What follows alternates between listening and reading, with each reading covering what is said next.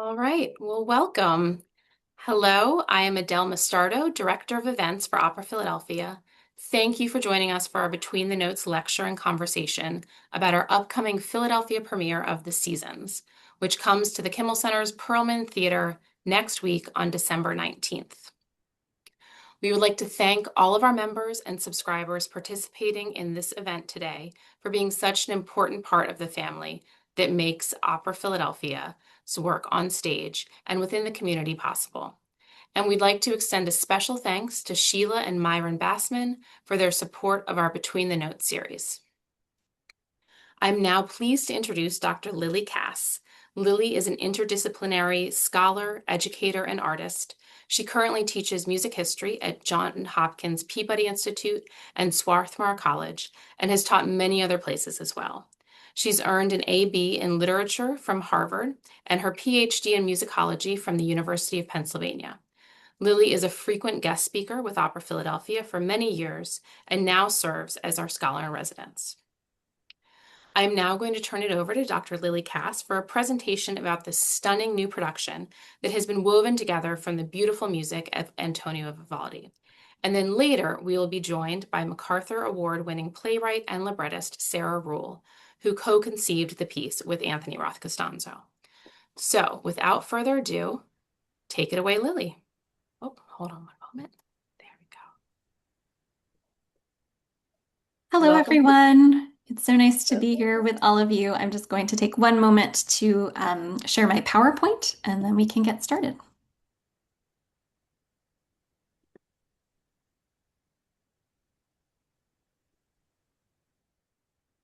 Okay. So it's lovely to be here with you to introduce the seasons, and I am excited, if not a little starstruck, to be inviting Sarah Ruhl to talk to you about her work on the piece in the second half of today's program. Um, I'll first start off with giving you some context, a little bit of basic information so that you can better understand Sarah's contributions to this piece. Operas are multimedia works of art, and there are many different elements involved. The Seasons, in particular, is interesting because it is a combination of old elements from the early 18th century and new elements from just this year. So I will first introduce how The Seasons incorporates these old and new features, defining the musical theatrical genre of pastiche. I'll then give you a basic outline of the opera's plot and characters before diving into how the music dramatizes the piece's main subject, the weather. Finally, I'll give you a little taste of what you can expect visually from our production. You'll have a chance to ask some questions, and then we'll have the opportunity to hear from the season's librettist, poet and playwright Sarah Ruhl, who will share her perspective on this collaborative work. Please, at any point, feel free to put your questions or comments in the chat. I will try to moderate that as we go along, and my colleagues will help me. And again, there will be time at the end for questions. So, what is The Seasons? It has music by Antonio Vivaldi, an Italian composer, violinist, teacher, and priest who lived from 1678 to 1741, and a text by Sarah Ruhl, who was born about 300 years after Vivaldi. Our very own general director, Anthony Roth Costanzo, co-conceived this piece with Sarah in collaboration with Pam Tanowitz, who is a choreographer, director Zach Winokur, and Anthony's production team, Scene, developed the piece alongside the American Modern Opera Company. It was premiered less than a year ago at Boston Lyric Opera.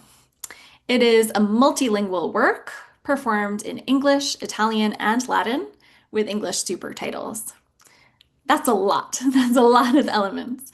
Many different elements from the past, from the present, and even from the future. The opera is set in the future. So we have all different times working together, coming all together to form a cohesive work. This kind of musical and dramatic structure, in which disparate pieces are brought together into a new whole, is called a pastiche, or in Italian, pasticcio.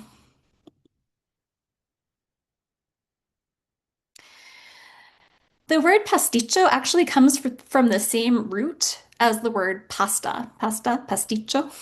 Pasta means dough in Italian and also pie. The kind of pie that you make to use up all the delicious leftovers in your fridge. You take a little bit of this and a little bit of that and mix it together, put it in a crust, and voila, a new meal. This method of composition was very common in the 18th century on the theatrical and musical stage, as it allowed creators to quickly create new works while keeping performers happily singing pieces of music they already knew and entertaining audiences with beloved classics. Vivaldi himself participated in creating pasticcio operas during his career. So The Seasons is not a pasticcio by Vivaldi. It is a pasticcio by Anthony Roth Costanzo, Sarah Ruhl, and all of their collaborators, with music by Vivaldi, created in a spirit that would have been familiar to Vivaldi himself.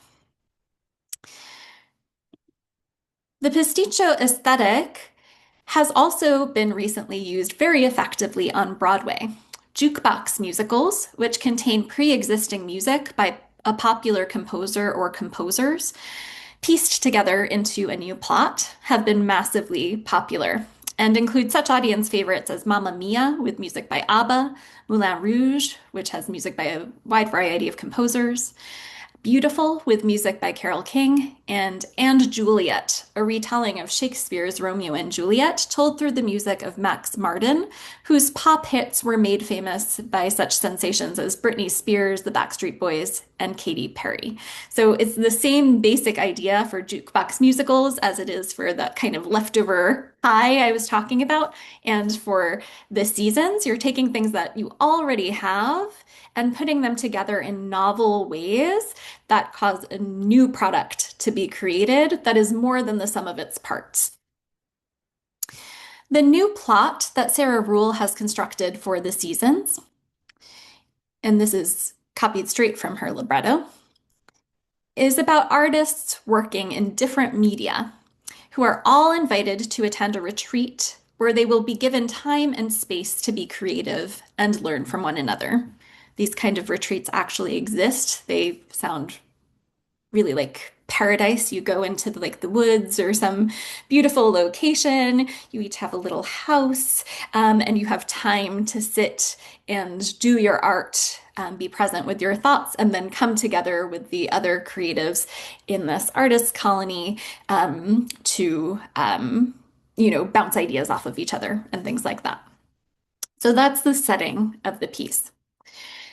So there's the farmer who is the host of this retreat, and she used to be an actress, so she understands the kind of artist sensibility.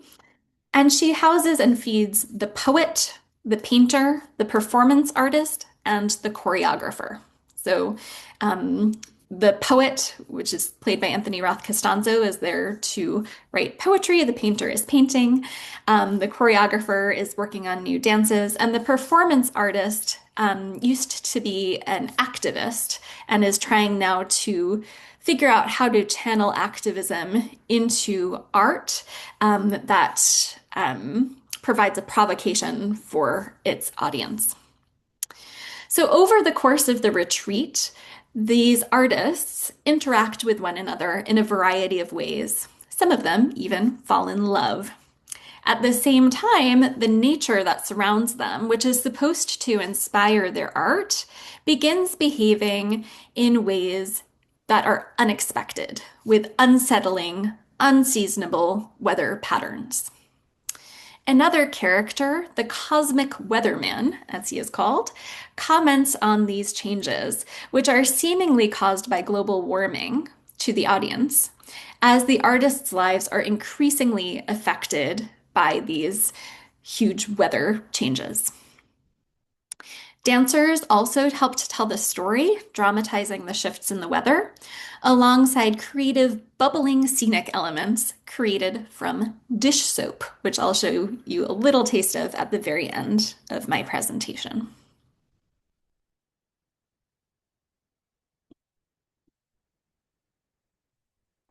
Antonio Vivaldi, who composed all of the music you will hear in the seasons, lived from 1678 to 1741, as I mentioned before.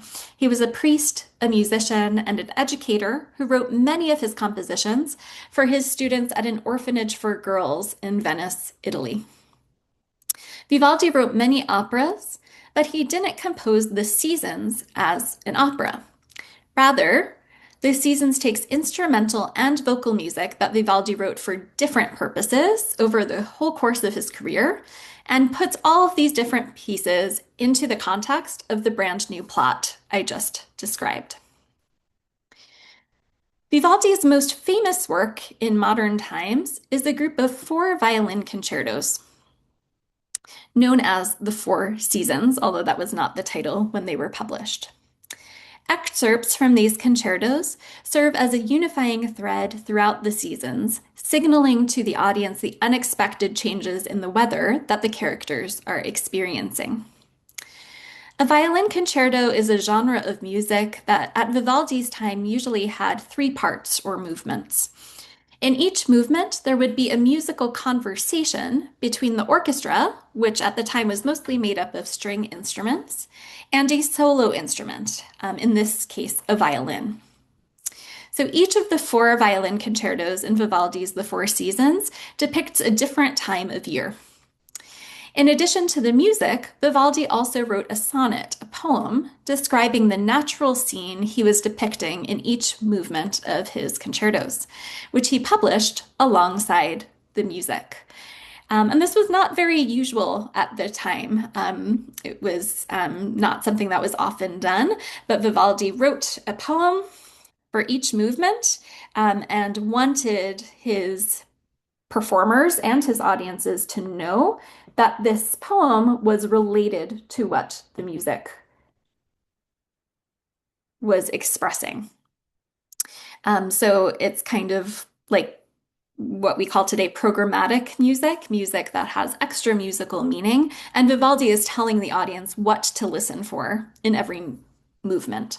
So here's an example of one of the sonnets. This is for the first concerto, which is Spring.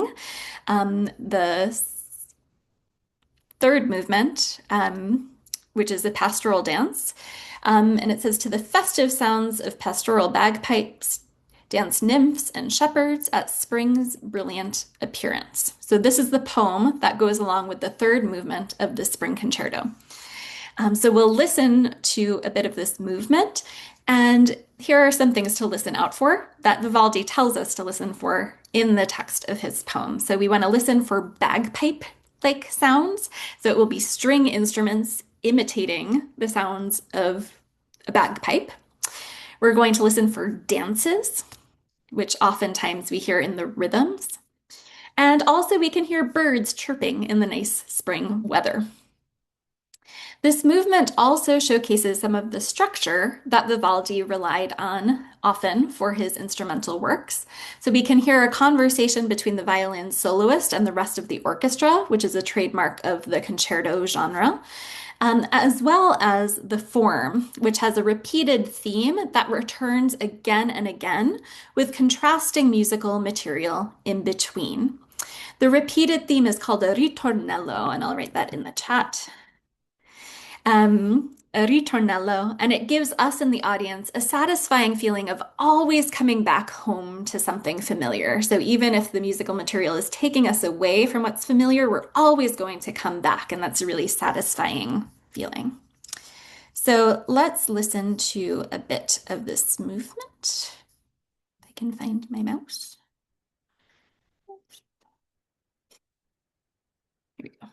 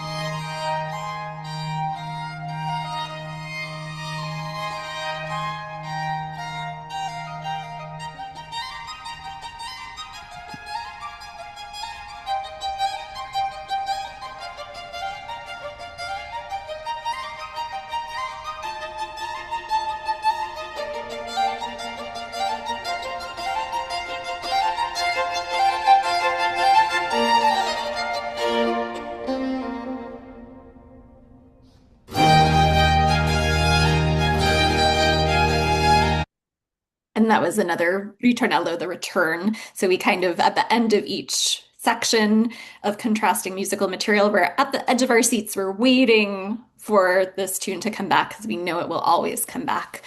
So when it comes back, we can kind of breathe a sigh of relief. But hopefully you heard a little bit of the bagpipes, which is Vivaldi uses a technique of double stops on the violin, playing two strings at the same time, so that we have like the drone of the bagpipe with the melody on top of it.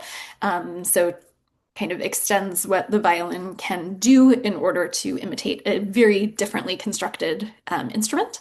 And then also the little birds chirping as well in the soloist part. So the soloist part is quite virtuosic, and the orchestra is there not just to support the soloist, but to have the back and forth conversation with the soloist and contribute to this larger ritornello form. So there are excerpts from Vivaldi's Four Seasons throughout the Seasons opera.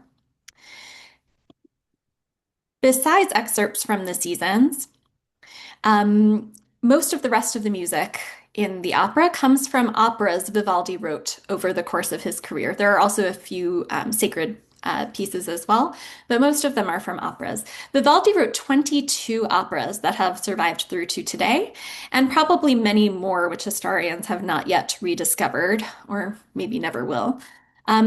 You may not know that Vivaldi was such a prolific opera composer because his operas are seldom produced today.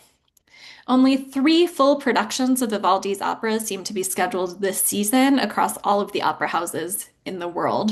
Just to give you a taste, there will be hundreds of productions of Mozart's operas, for example. I think part of the reason why Vivaldi operas are not often performed in their original forms is that they can sound old-fashioned to modern opera audiences.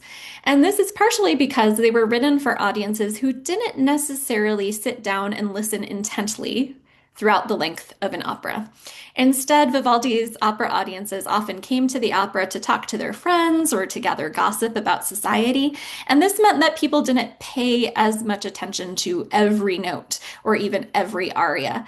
But they did, however, tune in to hear the singers showing off. And there's a lot of vocal virtuosity in many of Vivaldi's arias, which is still thrilling for today's audiences to hear. So in this pastiche, we kind of have the best of both worlds. We have the fantastic virtuosity of Vivaldi's arias, also with the plot that is selecting these arias specifically for to focus the audience's dramatic attention. So it's a very different kind of dramaturgy than Vivaldi had in his own operas, which were a little bit more sprawling. Here it's very focused towards a very specific and very modern plot, but we still get to hear this fantastic music.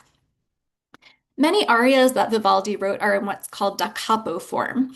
And this means there's one section of text and music, then a contrasting section of text and music before we return to the first section. The second time the first section returns, the singer adds ornamentation, showing off the unique capability of their voice. We'll hear this in practice with the aria that opens the seasons, Se il cor guerriero, which was originally from Vivaldi's opera Tito Manlio, and in the seasons is sung by the character of the cosmic weatherman. So we're going to listen. My mouse is doing something weird again. Oh, there we go. We're going to listen to the contrast between the A and B sections, and then for the return of the A section with ornamentation. You'll hear the strings playing fast rhythmic patterns as in what is known as stile concitato, a style of string writing that's meant to bring to mind violent physical encounters and is often used to musically dramatize battle scenes. So this adds to a kind of military affect for this aria.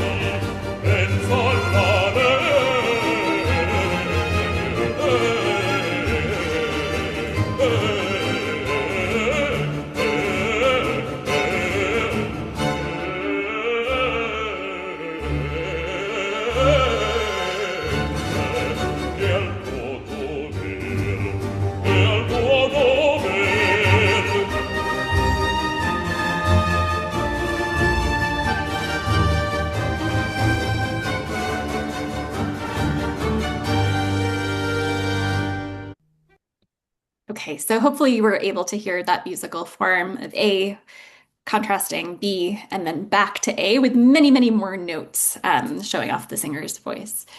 Sarah Ruhl has written a new text for this aria in English that says, if you feel war inside, if you feel war outside with the weather keeping you up at night, then you must fight. You have a duty to the world. Don't lose heart. Please don't lose heart. Fight for your life on earth. Don't just lie down. Don't fall asleep. Weather is warning us. Don't fall asleep. Fight for your life on earth. The time is now. So we can see that it takes the Italian text as its starting point and expands from there. Vivaldi aria texts often look to the weather as an analogy for internal feelings, like there's a storm inside me, or my icy breath is, freezing me, or something like that. Um, Sarah's new text refers to both the internal and external manifestations of violent weather systems. And this aria serves as a kind of call to arms, making us in the audience consider what we can do in the face of climate change. So, in a piece all about the weather, the question was, how can we represent the weather on stage? And in Sarah's libretto, she writes, given the subject matter, the set/costume should be made with minimal environmental impact. So, taking up that cue, the creative team from the Seasons decided to collaborate with Jack Foreman in the MIT Media Lab in order to create a set that would conjure the weather on stage with minimal environmental impact. And they came up with bubbles made of dish soap. So we have a few brief informal experiments that we did in our scene shop a month or two ago that demonstrate the amazing things that bubbles can do. I'll just show you a little bit. So here are kind of piles of bubbles. So it can look like it's snowing up. We also have this where bubbles are extruded almost like pasta. In these Edited, or am I just giving you raw footage? in these columns. And then we also have bubbles into which fog can be blown. So kind of giant bubbles filled with fog.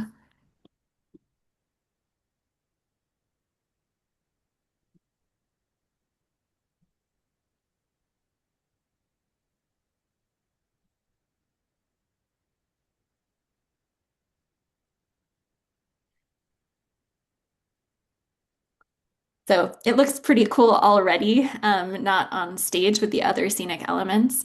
And there are dancers that are integral to the production as well, who, as Sarah says in her libretto, dance the weather. So this is another kind of physical bodily manifestation of weather on stage, alongside these bubbles. So I can't outdo the bubbles, so I will stop here for now. If anyone has any questions or comments on anything I said in this first part, please feel free to raise them now. You can either type in the chat or unmute yourself and ask with your voice, and then we'll invite Sarah to join us.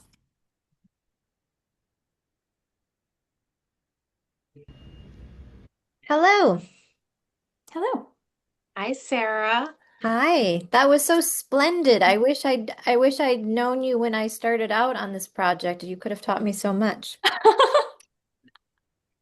Thank you. It's very kind. I was forced to be an autodidact. That's usually a good way to learn. Yeah.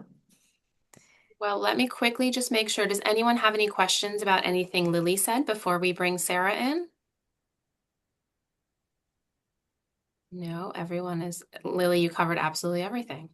You Of really Wow. did. course. I also will say I'm giving another presentation on Saturday at the Athenaeum, which will also be recorded, where I'll get to go more in depth into some of these things that I just gave an overview of today. So if anyone's interested in that, I'm sure Adele can send out that recording once it's done. Oh, we will, yes. So very quickly, before we talk to Sarah, let me just introduce her. Sarah is an American playwright, poet, professor, and essayist. Her plays include The Clean House, Dead Man's Cell Phone, and In the Next Room, as well as many, many more. They've been performed on Broadway and across the country, as well as internationally, and translated into 14 languages. She is the recipient of the Helen Merrill Emerging Playwrights Award, the Whiting Writers Award, the Steinberg Distinguished Playwright Award, the Lilly Award, many more, including the MacArthur Fellowship in 2006. We are so grateful to her for taking the time to join us today. I'm now going to hand it back over to Lily and Sarah so that the two of them can have a chat. Welcome, Sarah. Thank you for having me. Yes, thank you so much for coming. And now everyone can see, having heard your bio, why I am starstruck and a little bit nervous to speak with you. No, Um, no. so I wanted to ask to start, you write plays, you write poems, you have written memoirs as well, lots of different genres. What makes The Seasons a story that is so well suited for operatic treatment in particular? Well, I think the weather is pretty operatic, and it's interesting to me that we experience so much extreme weather right now, and we can complain about it. We can write poems about it. We can have activism about it, but it's hard to know what art to make about the experience of extreme weather. And that was definitely on my mind. And then it was so interesting when I teamed up with Anthony and we were talking. My first impulse was just, oh, what if you did the four seasons out of order to talk about disordered weather and the idea that in the Baroque cosmology, things were quite orderly and harmonious. And you could expect the seasons to cycle through in a particular way. And the music has that kind of comforting familiarity, even in terms of the return that you were talking about within the music. And this feeling that I have, at least sometimes now, that the way the movements of the weather are happening are not as predictable and how that makes one feel. And so then doing this deep dive with Anthony into some of Vivaldi's arias and realizing so many of them were about the weather and extreme weather, freezing to death, shipwrecks, it raining inside your heart. And it's interesting thinking about even just the Renaissance also, over in England and Shakespeare having dramatizing floods and shipwrecks and these natural circumstances that were bigger than human scale. And I think opera does such a good job of looking at looking at the big scale of time and looking at the relationship between the human being and the cosmos. So it did feel epic in that way. And then the story I chose, the six people I chose are quite ordinary. They're just regular people, um, and sort of quotidian up against these bigger forces. Yeah, thank you. I'm curious whether that is part of the reason why your characters don't have names. They're called by their professions. Can you speak to that choice? Yeah. So originally, like way, way back in the day, I mean, I think it's fine to say this, that the Met had commissioned the opera, and originally it was for specific singers, including Anthony. And so I was writing for very bespoke individuals, and I wanted each role to fit them. And I almost toyed with like just using their names, like just calling the poet Anthony. But then I thought, no, that's not right because Anthony is not this person. The role should fit him like a glove, but it's not Anthony. So I thought I, I wanted an iconic name, a name that connoted your job, but not an individuated name that was far from the performer, so that the performer could really feel themselves Mm. within the role. And I guess I was also thinking a little bit of La Boheme and how there are writers and painters and poets and just kind of that other history in opera where you're having artists kind of falling in love with each other, falling out of love with each other, all of that. Great. There's a note in your libretto that says the gender of at least some of the characters doesn't really matter, and that, the choreographer could be a male countertenor or a female mezzo-soprano. And can you talk a little bit about that decision to kind of open up the piece to many different casting solutions, especially if, as you said, you originally were writing the parts for individual voices that you knew who was going to sing it? Yeah, so originally I was writing for three countertenors. Now it's hard to find one countertenor. So, so three, So we thought, well, and it was Anthony's suggestion. He just said pants rolls were very common in Baroque opera. So you have some of these same arias being sung by, Bartoli and countertenors like that. And I said, great.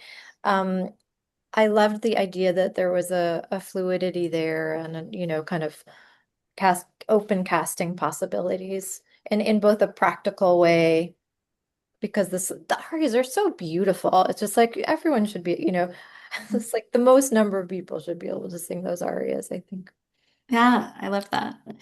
Um, I think that says something about the world and that you've created and the seasons as well, that it's a very kind of um like there are elements of realism, certainly, like climate change is real. You talk in your preface to the libretto about, experiencing the fires Yeah. in LA and the news about the fires and writing this piece and feeling like it's very real. But there are also some fantastical or almost magical moments. People fall in love very quickly in your Mhm. world. There's a work of performance art that is a boat made out of garbage, which ends up kind of saving the day. The poet seems to freeze to death, but then he's revived. Can you talk about the balance between reality and fantasy in the opera's plot? And Mm. I think this goes into like how you imagined it to be Mm. performed when you were conceiving it as well. I think it's something I gravitate toward my work in general, and you might call it magical realism. I don't know how I feel about that term because because I don't think it's realism. So why would it be magical realism? But it's to me, it's I like to think of it as a dramaturgy of transformation and metamorphosis, almost like Ovid. Mhm. That there's a romance and that lovers can fall in love very quickly. You can be shot through with an arrow and fall in love. I mean, the medieval poets would talk about sort of falling in love through the eyes immediately. And I think opera allows for that supercharged being in the present. Like the music, there's nothing subtle about it. There's no kind of slow little steps towards love. Um, and so it seemed ripe for that kind of uh I guess dream logic Mm. is a bit of it. Yeah. I worked with Matthew O'Coin on an opera, and he wrote a wonderful book about opera. And he said somewhere in it, all opera logic is dream logic, or something like that. Or maybe he said it more articulately, or maybe all opera is in dream time, something like that. So that I think there is the sense that life is a dream and Mm. yet there are these very real forces, like the weather's very real and it's also very quick. And it kind of like how strange is a tornado? It doesn't seem possible or real and yet it comes through very quickly. Um, so I don't know. Sometimes what is real life seems also just very mysterious and sudden. Yeah. Yeah, that makes a lot of sense. I was actually going to ask you a question about working with Matthew O'Coin. I actually went to college with Matt. He taught me Ah, some opera roles, and oh, I no kidding. get choked up every time I think about how successful he is. I feel so proud. Um, I'm curious. Your last opera, Eurydice, you wrote with Matt, who is a contemporary composer living. It sounds like it was a very kind of interactive, collaborative process. And I'm curious what it was like to write this opera when the music was pre-existing and you couldn't exactly chat with Vivaldi about how he would like your text integrated. Could you speak to that process of kind of a different kind of yeah. collaboration? It was a total inversion, and I loved it because just speaking of my education, um, I was an opera virgin when I wrote with Matt. It was my first opera. And in that instance, I wrote the words of the libretto and Matt set them. And it was a wonderful collaborative experience. And Matt would call me and say, "What is the scene about?" Or could you change this word to an open vowel? And I would, it was great. Um, and then with the Vivaldi piece, it was having the music already and then syllabifying and choosing which language to be using. And I did have the wonderful Anthony, who I met through Matt because we'd done a workshop of Eurydice, and Anthony had played the countertenor Mm. in Orpheus's double in an early workshop, and I really loved Anthony as soon as I met him. And so anyway, it was all through Matt. Mm. Um, but yeah, it's the opposite craft to try to create language for already written music, and I loved it in a different way. It's more like a crossword puzzle mixed with a sonnet or something. You're I trying love to that. get the word on the right beat, um, pay enough attention to Vivaldi's intent, but also make it contemporary, move the plot along when I could. So there were Yeah. a lot of challenges, but fascinating challenges. And Anthony and I would sometimes, he has this amazing apartment in New York where he has a harpsichord suspended on the second floor loft and he has a Oh. piano. And so I would go to his apartment and we would get a pianist and we would sit there and he would sing his aria Gellido, which is about freezing to death, which seems appropriate for today. I don't know how cold it is in Philly, but Yes. and try to get the right syllable on the right note. And so I learned a ton and it was delightful. Great. Yeah, that's wonderful that you were able to see how the text fit in real time, Yeah. even though the music already existed, that Anthony was able to kind of demonstrate the text setting with you. That And with a singer, I mean, I think yeah. that's really crucial. I mean, I know librettists probably do it all the time without working with a singer, but in this case, that was so, so helpful. Yeah, definitely. Um, I'll ask you one more question and then I think we'll see if anyone else here has questions. Um, and it's about your English text, right? The original arias and also recitatives were written in Italian, a few of them in Latin as well.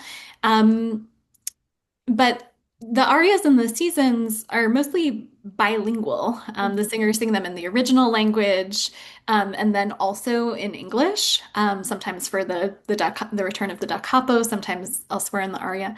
Can you talk about this decision, not just to translate or adapt or substitute Mhm. in English text in these arias, but also to keep the original language too, so that they're both there. Yeah, it's a very eccentric choice, and Anthony and I were both really into it, as was Zach, the director. And I think part of it was that the da capo can be monotonous for a contemporary audience to have that repetition, but if they're like if the flavor changes in language, we thought that was interesting. I also like the opacity that the other language can bring, almost like a long shot. And then, with English, it's like a close up. It's like, oh, Mhm. now it's accessible. Now I understand. Because sometimes I feel like with opera, one likes to not understand the language. Mm. One likes to just feel the music, and then sometimes one wants to know what they're saying. So you so you know what Yeah. exactly what they're experiencing. So we liked the interplay and it was sort of we didn't make hard and fast rules about it. It was sort of intuitive. And sometimes it was really just, gosh, the Italian syllable sits so beautifully on that line. It's just let's just leave that in the Italian. And sometimes it was, well, we really would like to move the plot forward here, so let's have the English. Yeah, thank you. I like that idea of kind of the best of both worlds, Hmm. and also thinking about issues of accessibility and different ways of listening to the same aria. Like even if you know Italian, Hmm. if you're sitting through a long da capo aria, you probably will tune out from the words at a certain point, Right. and then tune back in. So I like what you said with the film analogy of just kind of the change of attention, the direction Hmm. of the audience's attention to different Hmm. things at different times. Mm. That's really fantastic. Okay, does anyone in the audience have any questions for Sarah?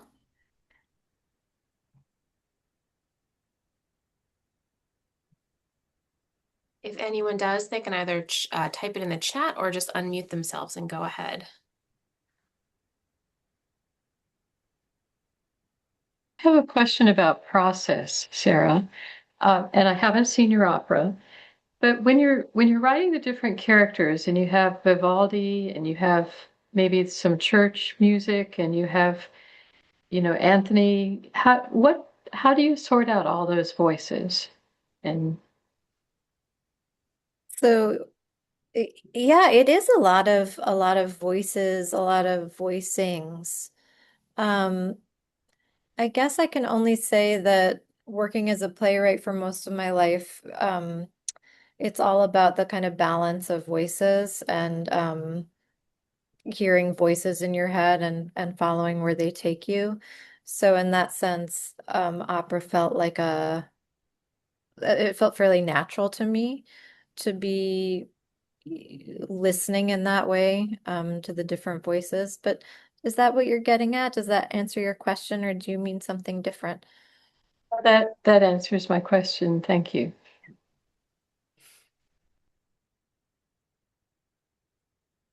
Anyone else? I have a million more questions, but I don't want to be selfish here. Could I ask a question that doesn't have to do with the formation of the opera, but I was wondering, you said it was commissioned by the Met, it performed in Boston, and now here in Philly. So when has it been to the Met? It has not been to the Met. The Met will come see it, and it was almost part of the Lincoln Center Festival. I mean, its New York journey is, undecided, undetermined as of yet, but I hope it'll come to New York. Yeah. And as I understand it, the Philadelphia production is, not entirely different from what happened in Boston, but there are many new elements. There was some reworking, some arias were switched out. Do you want to say anything about the transformation from Boston to Philly?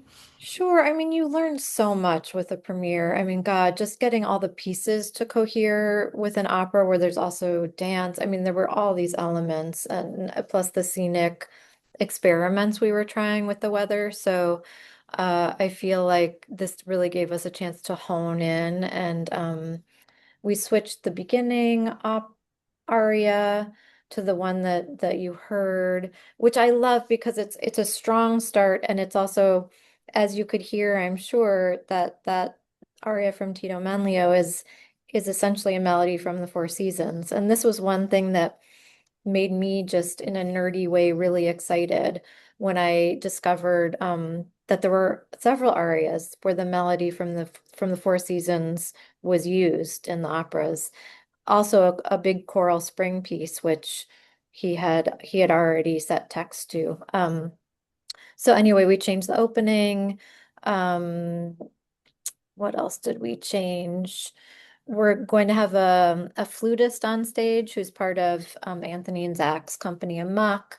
Um, there's a different conductor, and that always changes the flavor of things, and a couple different performers. So I'm hoping we'll have something similar, but a little more refined in the sense that you just get a chance to do it again.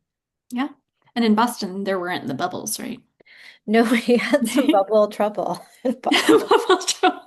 It's interesting because when you make something in a lab, they were creating these things in MIT, but I think people hadn't really worked out that it's different to make something in a lab versus in a theater space. So Mimi Lien designed the opera, and she's just a total genius and had all these ideas about minimal impact. So I'm excited that her vision will be more fully present in this version. Yeah. Um, just one more question that kind of ties to that. Many of the characters in the seasons struggle with questions about how art can or should impact life. Um, what's your view on this? Is the seasons an activist opera? Do you want the audience to leave the theater and go do something? And if so, what? What are your thoughts about that? Well, what did Auden say? Poetry makes nothing happen. Like on some level, I think that. And on some level, I think culture does drive change. I was working with a consultant friend of mine, Chip Giller, when I started this project, and he used to be an environmental activist, and he founded a magazine called Grist. And at a point, he said, I realized facts were no longer convincing people about the climate crisis. So he decided to become sort of a narrative consultant in Hollywood to kind of create narratives. 'Cause he felt maybe culture could convince people there was an emergency, that facts were not convincing people. So I do think there's a sense in which I felt like, how can I not write about this when it's so present all the time? And at the same time, during the pandemic, the theater had shut down. Um, and I was observing nature a lot more, and I was writing a lot of haiku about seasonal change and nature. And so I was thinking about how Vivaldi had had poetry to go along with the seasons, and how I would write these haiku to go along with the seasons. And I don't think any of those haiku about my observations of nature changes anything. But I do think if we can think about our relationship to nature more deeply, and if we're sort of culture lovers who like love music but really don't care about the environment, how we can start having a mindset of, well, if I want to keep my Vivaldi and I want to keep my, whatever, whoever your favorite artist is, I also have to take care of the landscape, which is in need of our attention. Yeah, everything is interconnected. Yeah. And that's something that's an ongoing theme in the seasons. The characters' lives intersect in different ways and intersect with nature in different ways and with their art in different ways. And then the production itself has so many different elements all being tied together. I think that's what makes it really I great. mean, I guess I should also say that I I wanted people to feel something about the weather, because I think that's the trouble with some activist forms of art. You don't feel anything, you feel preached to or whatever. And I wanted people to feel like sad about winter and sad about the idea of, what if snow went away? What if Mhm. we were lost in a seasonal flatness? Because I think once we start being numb to what's going on, it is really hard to do anything. And I also, speaking with Chip, he said so many activists need to just feel hopeful and Mm. not feel fatalistic. And I think art can make you feel a renewed sense of hope, and because of the catharsis, not that the sadness, experiencing the sadness makes you less numb, which makes you more hopeful. At least that would be my hope. Yeah. Yeah. That's yeah, that's really great to think about. Um, and also the poetry that you write is so beautiful, and it will be, I didn't say this in my talk, but it will be projected onto the stage so that we're getting these poems as if they're written by the poet character, but they're in fact written by you, mostly during the pandemic, it sounds like. And that I think they're very short, they're haikus, and just little kind of nuggets that you can remember. Not that everyone's going to be like memorizing all of your poetry, but it's the kind of thing that sticks in your head, just like Vivaldi's Four Seasons stick in your head. And I think there's something to be said for the kind of stickiness of art that makes you keep on thinking about it long after you leave the theater. So I think that's profound as well in terms of activism. No. I like thinking about the stickiness of art. And I guess I just think there's something very modern in a way about Baroque opera in a way that I hadn't known or considered.